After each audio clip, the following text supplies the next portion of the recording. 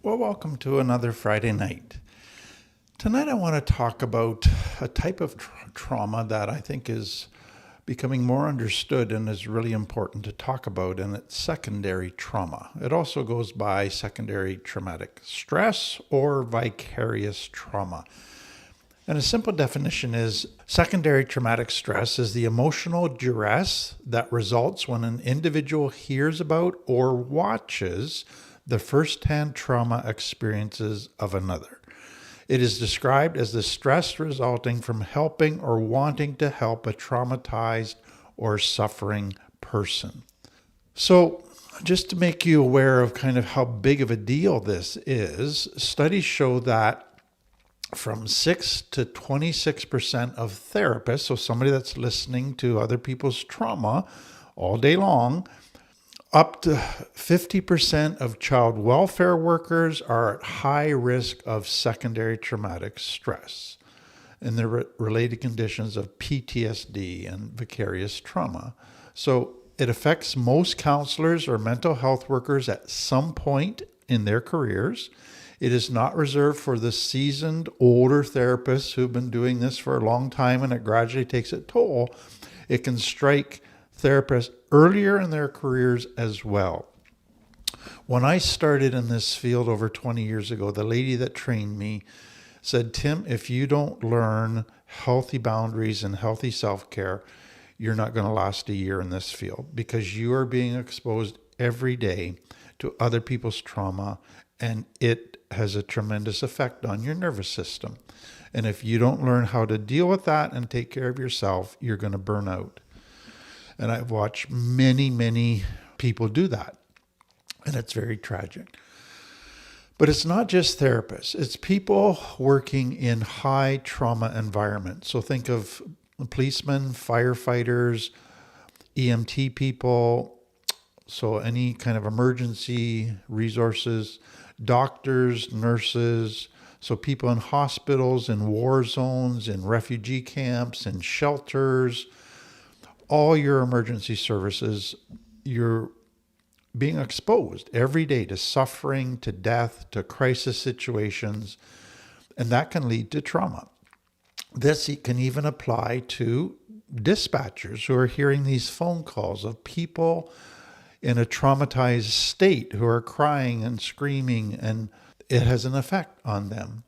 So 15 to 30% of emergency responders experience symptoms of secondary traumatic stress at clinically significant levels. And you can see where I get that from. 69% of EMTs reported not having time to recover between traumatic calls, increasing their secondary traumatic stress risk. 19 to 22% of police officers show high levels of secondary traumatic stress symptoms, particularly those exposed to child abuse and domestic violence cases.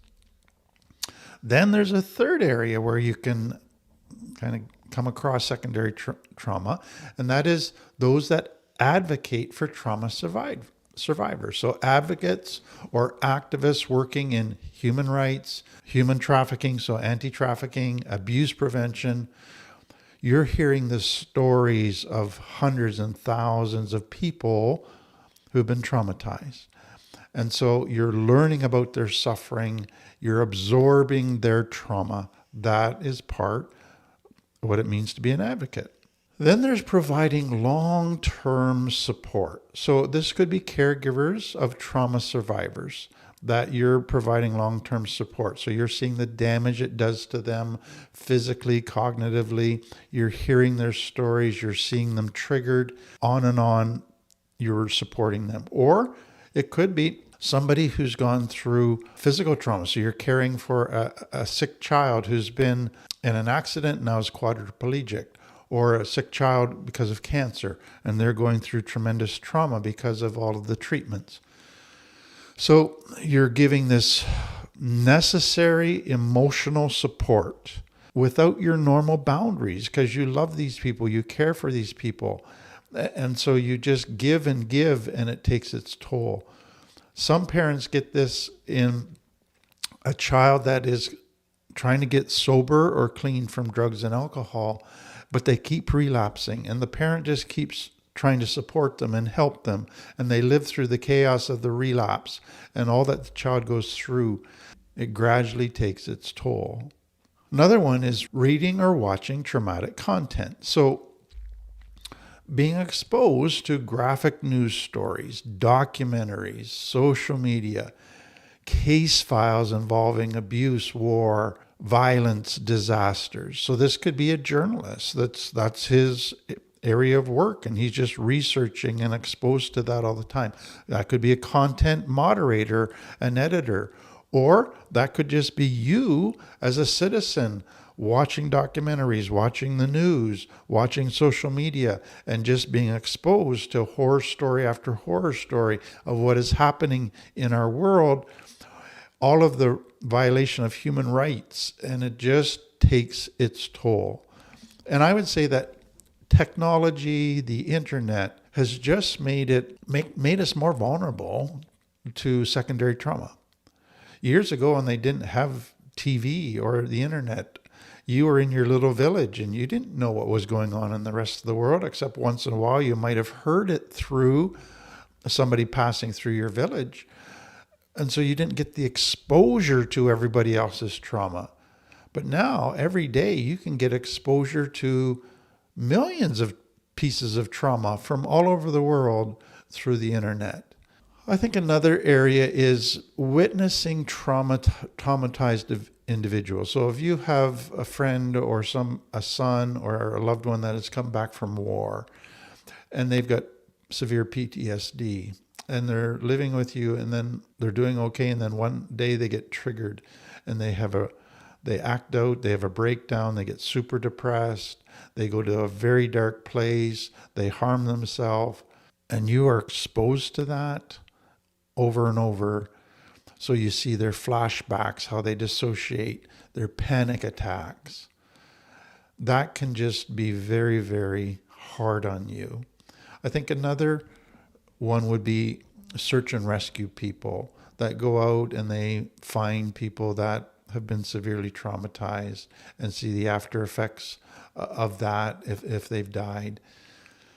So the point is, in our world today, there are many occupations, but there are just many opportunities to be exposed to trauma outside of an occupation that create secondary trauma. And secondary trauma is becoming a major issue in the professional fields that is affecting job performance, job attendance.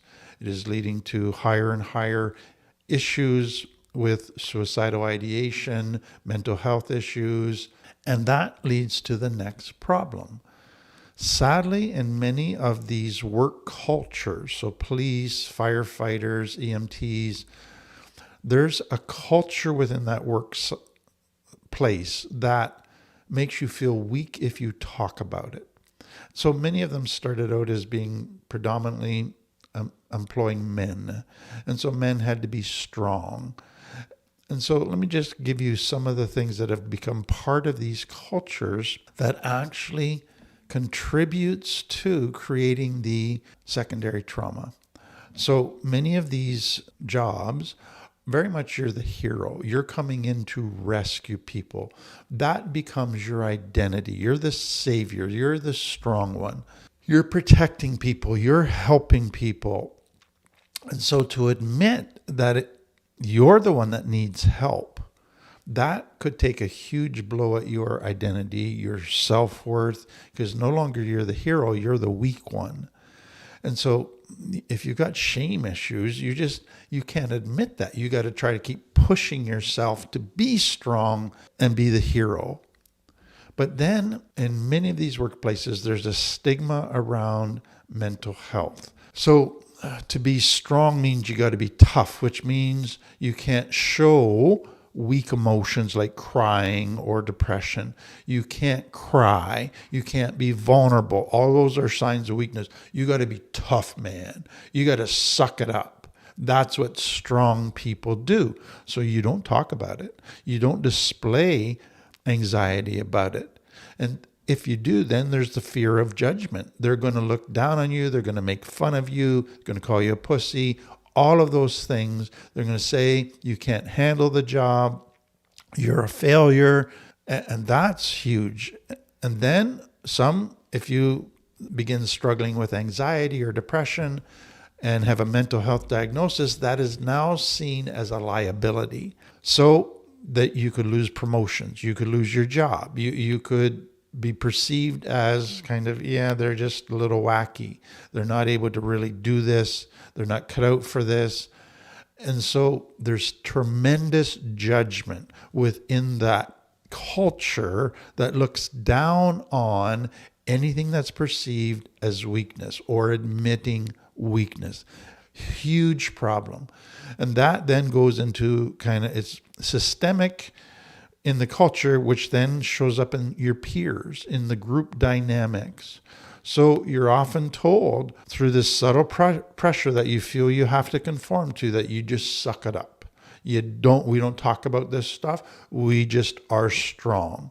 And if new recruits quickly learn that if they ask for help, they're made fun of, they're laughed at, it's frowned upon, they're mocked, they're teased. And so you get labeled as being weak, dramatic, unreliable.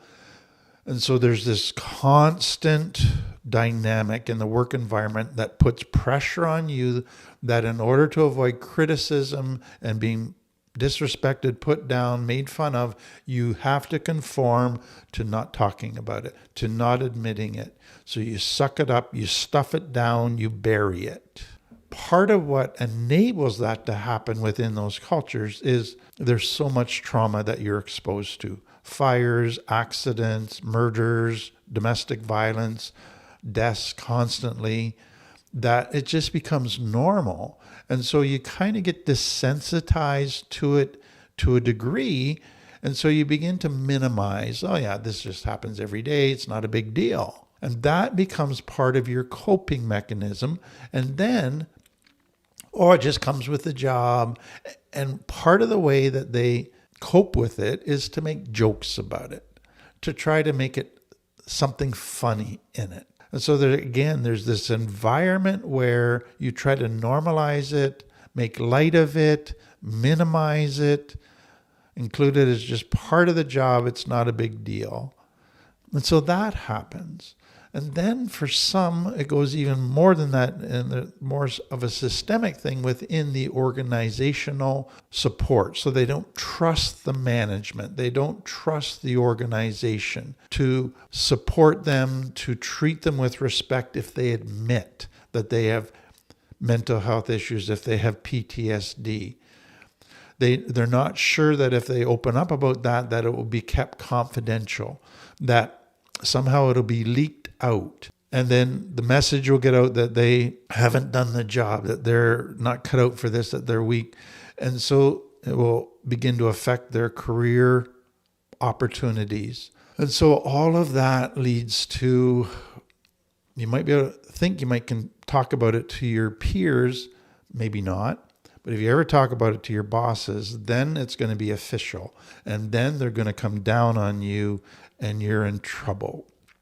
So don't seek help through official channels. So what comes out of this? So here's some more stats. So firefighters and paramedics are more likely to suffer from PTSD. So 20 to 30% more likely than other people. 10 to 37% more likely to suffer from depression. 15 to 20% more likely to suffer from anxiety disorders. Police officers exposed to repeated trauma are 5 times more likely to experience suicidal ideation, 2.5 times more likely to have clinical PTSD symptoms. It can manifest itself primarily as just an emotional exhaustion, emotional fatigue, emotional overload, and that can lead to depersonalization or not seeing others as people, not even seeing yourself as a people, having a general dislike for everybody, feeling detached from everybody, having a callous attitude towards everybody. You just perceive everybody as a drain on your energy. And so you begin to get very negative, very cynical. That is kind of what begins to happen. So I hope you're beginning to see is this is a huge issue that's not being talked about. People are afraid to talk about it within their work environments. Now, you might not be even sure if maybe you have secondary trauma. So let me give you a test that was developed in 2004 by Breed. So it's think about your work over the past 7 days. So read each statement and indicate how often you have experienced the following. So if never, put a 1, rarely 2, occasionally 3, often 4, very often 5. So the first 3 questions have to do with about re-experiencing symptoms or intrusion. I had disturbing dreams about the trauma experienced by others. Secondly, I felt emotionally numb in response to others' trauma. And I had trouble sleeping due to thinking about others' traumatic experiences. Second one is about avoidance or emotional distancing. So first, I avoided certain people or situations because they reminded me of others' trauma. 2, I felt emotionally detached from others, including those I serve. And third, I found it difficult to discuss traumatic events I was indirectly exposed to. And the third one is arousal or a heightened stress response. So first, I was easily irritated or had outbursts of anger. So that could have been later in the day or the next day. I had difficulty concentrating, or I felt jumpy or easily started by unexpected noises or movements. So if you had 9 or 17, low risk of secondary trauma. 18 to 26, mild symptoms. 27 to 35, moderate. And 36 to 45, high risk of secondary traumatic stress. Seek support. So let me just go in a bit more detail on the symptoms of secondary traumatic stress. So as you can see, a lot of them follow symptoms of PTSD. But to me, there's subtleties here because there's a complex trauma environment. You're exposed every day to this. This is a gradual stuff that's taking its toll on you. And so you begin subtle ways of fight, flight, or freeze. And it's important to understand that complex trauma component. So some of the physical signs that you can look for is, and these could have other explanations as well, but there definitely could be because of secondary traumatic stress. You're constantly exhausted or fatigued. So good sleep, you still wake up tired. Or you can't fall asleep, or you have disrupted sleep. You fall asleep, but then you wake up and can't fall back asleep. So it starts to really affect your sleep. Then you start to have physical ailments that you don't normally have. So headaches, tense muscles, stomach issues, so irritable bowel stuff, gastrointestinal stuff. And then sometimes shortness of breath, heart palpitations that you don't normally have. Then there's some emotional indicators that you can be aware of. So you begin to feel detached from others or just kind of numb emotionally. You just don't have your normal emotional rhythm or range of emotions. You feel more anxiety, a sense of dread sometimes, just a persistent sense of unease. So be aware of that. You find yourself more irritable, and that could have just anger outbursts that aren't normal for you or mood swings that aren't normal for you. You feel a sense of guilt that you don't do enough to help, or a helplessness to help all these people. Or you over-identify with the trauma survivor's experience. So you get drawn in. You feel all of their emotions. You feel all of their pain. You can't let it go. You can't detach from it. It just weighs on you constantly. You have an increase in arousal and avoidance reactions related to the indirect trauma exposure. So you're just more hypervigilant. You're more jumpy. You just start avoiding certain things that might trigger you. Then there's a deeper cynicism, negativity that begins to develop, a deeper sense of hopelessness around the world or the people of the world, that the world's going to hell in a handbasket, everything is negative. You begin even to go to an existential crisis where you doubt your core beliefs. Why am I here? What's the purpose of life? All of those things begin to haunt you.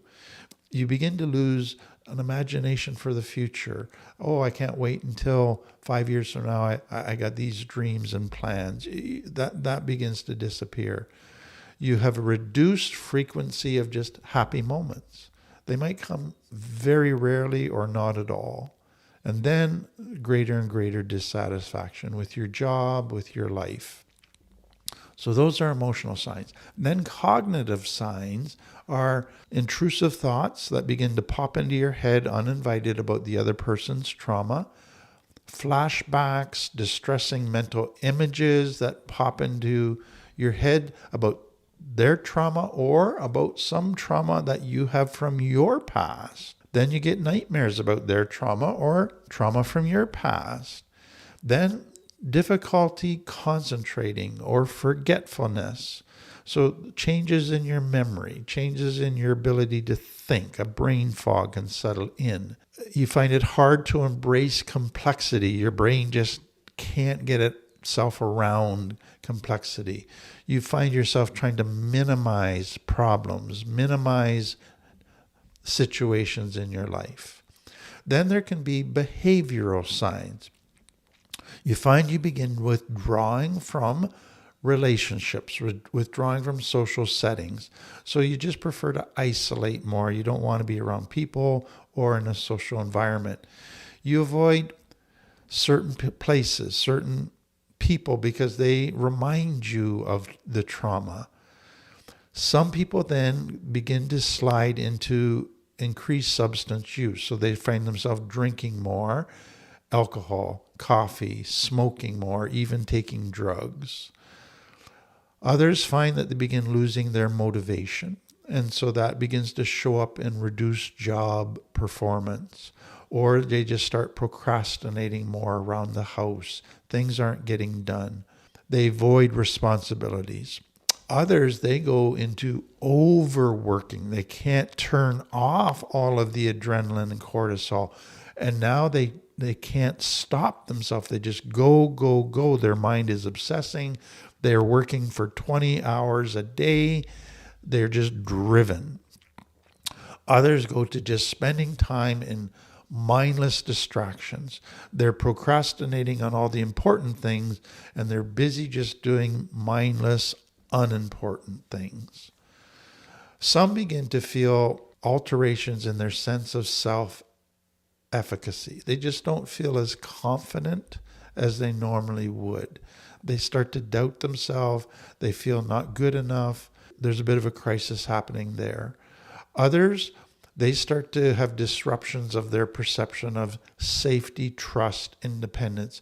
So because of all the trauma they're experiencing and that others are going through, they start to feel not so safe in their own life, that maybe they can't trust anybody. So again, another crisis is happening, and that can lead to hypervigilance. Then some relationship signs that people have.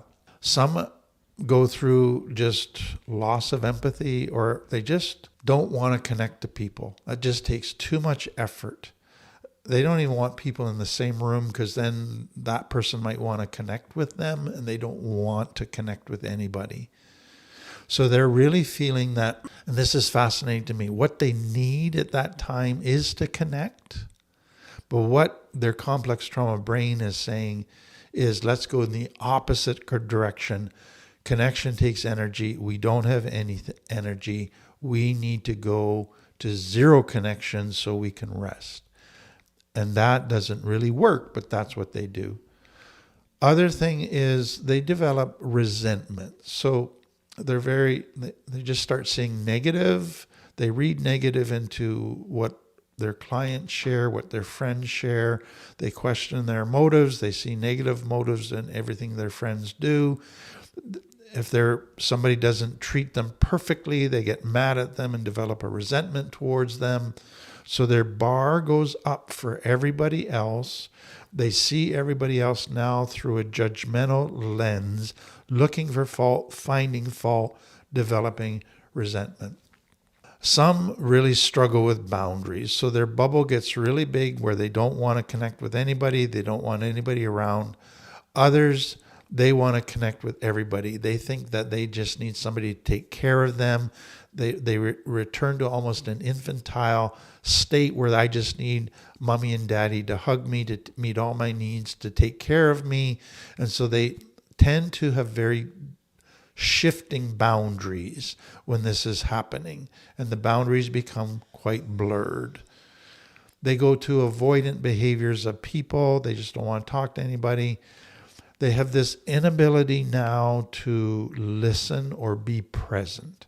So they can be in the same room with somebody. They can have somebody talking to them, but they're not fully present to them. They're not able to be emotionally available to others. What this leads to, in my mind, is a very, very important question. So if you look at all the police officers in the world, firefighters, emergency response people, what you find is that some of them go through their jobs and they don't get secondary trauma. Whereas others go through their jobs, exactly same jobs, exactly same calls, experiences, and they get secondary trauma. And so you go, why do some go through the identical experiences and not get secondary trauma, whereas others get secondary trauma?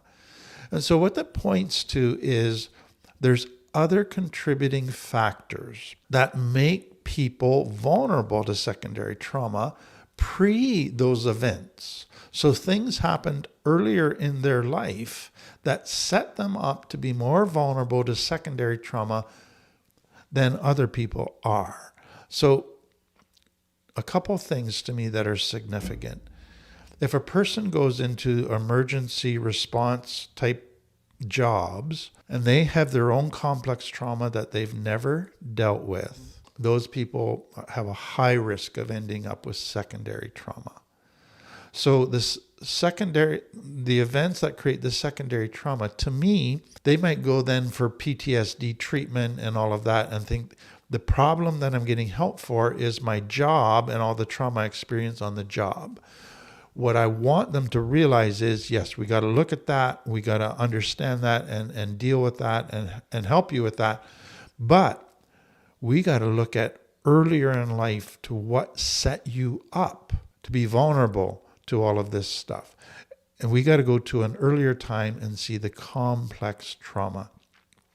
So what happens with complex trauma is the child has all kinds of dynamics that come from being abused or neglected that cause them to feel shame. I'm not good enough. It's a core belief. Therefore, I need to people please. So they start these maladaptations to not get hurt. I got to do everything perfectly. I got to get over involved in people's lives. I can't set boundaries. The only way I can feel good about myself is others like me. So I got to be a hero. I can't talk about weakness. I can't open up and be vulnerable because then people will judge me and reject me. I can't show weak emotions because that would be perceived as weakness and I'll get hurt again. So I got to be strong. I got to shut down emotions. I can't do all of these different things that come out of complex trauma. So what you can see is when that person gets into an emergency response job, they are prime to have all the wrong tools to respond to the trauma in that circumstance. And they are not going to talk about it. Their shame is going to be, I got to be a hero. I can't be vulnerable, etc., etc. So complex trauma gives you a toolkit that kind of let you survive as a child, but it doesn't work when you're an adult in that kind of job and you end up with secondary trauma. There's a couple other pieces here that are important. For many people with complex trauma, their life was a lot of chaos. Their life was a lot of cortisol and adrenaline. And what can happen for people is that when they get to adult life, and they don't have the constant danger and chaos and adrenaline pumping, it feels kind of dull and boring. Doesn't match what their normal was. And so they're drawn to jobs that have chaos, that give them an adrenaline rush, and that can set them up for secondary trauma. Another thing that comes out of complex trauma is many people aren't good at accepting that they have human limitations. That is perceived as weakness. So if I can't be Einstein and solve every problem, then I must be stupid. If I can't work 24 hours a day without sleep, then I must be weak. If I can't do everything perfectly, then there's something wrong with me. So I can't accept that I'm a human. I have limitations. I can't do everything perfectly. I don't wear a cape. I'm not Superman. I am a human. Complex trauma makes people believe that being human is a weakness. I have to be Superman to survive. So now in adult life, they still think I got to be Superman to be a good human. And that sets them up to not accept they need self-care. They need rest. They need to talk about problems. They need to cry. They need to be open and vulnerable with safe people. That to them gets perceived as weakness. So they have to begin to learn to accept their human limitations. There's another issue that comes out of complex trauma, and that is much of complex trauma was unjust. So there was unfair treatment, there was abuse, there was neglect, injustice after injustice after injustice. There was racism, all kinds of different things. And so what happens for many people coming out of that is they now have a hyper drive for justice. They want justice. They're going to fight for justice. They're going to take on causes to bring about justice. That can go from a very healthy thing to an unhealthy thing. And now they basically take on every cause and burn themselves out. And that's not good. Another thing that comes out of complex trauma is that they tend to be very hard on themselves. That, oh, I need to fix this. Oh, you failed here. Oh, you're a loser here. They're constantly judging themselves. They have this strong internal critic that evaluates everything they do and somehow finds fault with it. And so they're always pushing themselves to be a better person, to do more, to try more.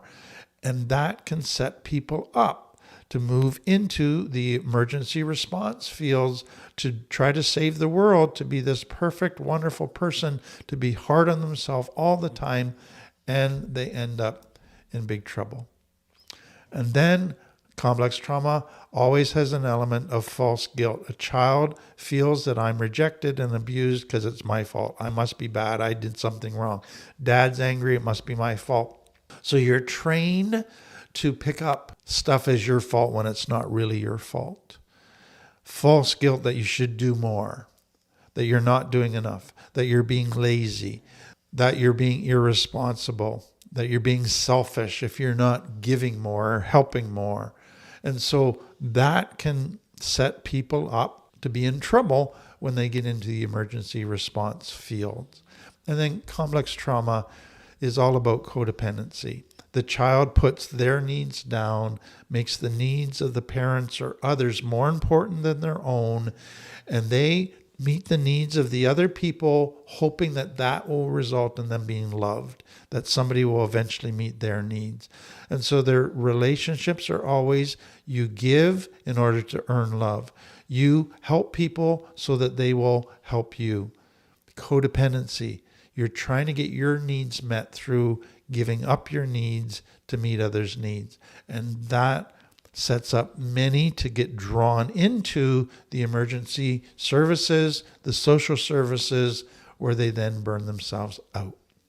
Beyond complex trauma, there's also systemic cultural things that are important to understand that can lead people to secondary trauma vulnerability. So if you grew up in a culture where the work ethic was constantly stressed, where you got to be working, and if you relax, you're being lazy, you're being selfish, you're trained to drive yourself, to push yourself, to give, to give, to give. If you were raised in an environment where you were taught that love equals constantly sacrificing, constantly giving, but doesn't mean taking care of yourself, but that was actually being selfish, you're vulnerable to secondary trauma. If you grew up in an environment where there were magical fixes for fatigue, so let's say you gave yourself, sacrifice yourself, work for 16, 20 hours a day, helping other people. Instead of saying you need to have good self-care for a couple of days, they just said God's going to take care of you. God's grace is enough. That sets up people to think that they're not human, that they have some magical fix that's going to let them abuse their bodies, not meet their own needs properly, and get away with it. Then some people just grew up in environments where the mindset of the culture is we're all about helping those who aren't as privileged as us. And if you weren't helping people who aren't as privileged as you, you were made to feel guilty. And so again, there's this sense of responsibility and guilt placed on you that you just absorbed as you grew up. Some grew up in cultures where you just don't talk about painful stuff. If you were to talk about your painful past, your sexual abuse, everybody would look at you and the room would get immediately quiet, and we don't talk about that. You'd be judged. That was out of bounds. Others, if you were to seek out help, you would be looked down upon as somebody who's weak, as somebody who's almost betraying the whole community and making the whole community look weak and not good enough by you reaching for help outside of the community. And so there's a tremendous subtle pressure to never reach out for help, to never talk about it. And then with that comes almost this cliche-ridden speech that tries to normalize everything and say, this is why you don't need help. Oh yeah, everybody got the strap back then. Everybody got beaten to a pulp if they did something wrong. That's just the way it was. Why make a big deal out of it? Just get over it. That's just the way it was. Nobody wants to talk about how it affected them. Everybody just wants to say that was the normal and try to minimize it. Or everybody's family was that way. Everybody got sexually abused. Why do we need to talk about this? We didn't have it worse than anybody else. It was the way everybody's family was. And so that whole thing creates a culture that prevents people from getting help. So there's two directions we need to go from here. So number one is if you are realizing that you have secondary trauma and it's bad, and you've got a work culture or a family culture or a community culture that makes reaching out for help, talking about it almost impossible, what do? Well, you got to break the rules of that culture. Get help. Our LIFT program helps people with secondary trauma. You finally have a place where you can talk about it, understand it, begin to learn tools to deal with it, begin to learn tools to get healthy so it doesn't happen again. Get help. You can't heal from this all by yourself within a culture that is judging you for trying to heal. You got to reach out beyond that. But secondly, if you realize that you're in a work situation, a home situation that is exposing you to the trauma of others, and that secondary trauma is a possibility, what are steps to prevent that it happens to you? So here's a quote that basically says, we have an obligation to our clients as well as to ourselves, our colleagues, and our loved ones, not to be damaged by the work we do. That is so important. So what do we do to not be damaged by the work we do? You got to learn good boundaries, self-care, meeting your 12 needs consistently. You want to enjoy a life that is sustainable. That means you got to balance work, play. You got to be able to turn off the things that you have to turn on at work. You got to take time every day, every week to have fun, to relax, to meet all of your 12 needs. Absolutely essential. To me, this is one of the most important things. So that might mean getting therapy on an ongoing basis for yourself so that you're debriefing and talking with a professional who understands this, who can help you see things you might not be seeing. You got to have good sleep, good exercise, good food, times of connection with loved ones, times of fun, times with friends, times with nature, times with solitude, somatic exercises that feed your soul. So pets, music, art, nature. You got to have mindfulness where you keep in touch with your own emotional world. You're present to yourself. So you're journaling, you're talking to somebody. So important to learn this. And this all means boundaries. You have to be able to say no to certain people. You have to be able to not allow people to encroach on your territory or force themselves into your life when you know it's not wise to do that. If you don't become a pro at boundaries, you'll not prevent secondary trauma. It is absolutely essential to learn that. Then find things that fill your gas tanks, your emotional gas tank, your spiritual gas tank. Feed your soul, things that just fill you up. Do those things on a regular basis. So we're all in danger of secondary trauma, especially in the world that we live in. It's on us to prevent it. We can't expect some magic fix. We can't expect somebody else to do it for us. We have to learn the tools to do it. And I really encourage you to do it. So that's another Friday night. I hope this helps you. Hopes that helps you maybe understand yourself or people that you love. If you liked it, share it with somebody. Subscribe to our channel. We so appreciate it.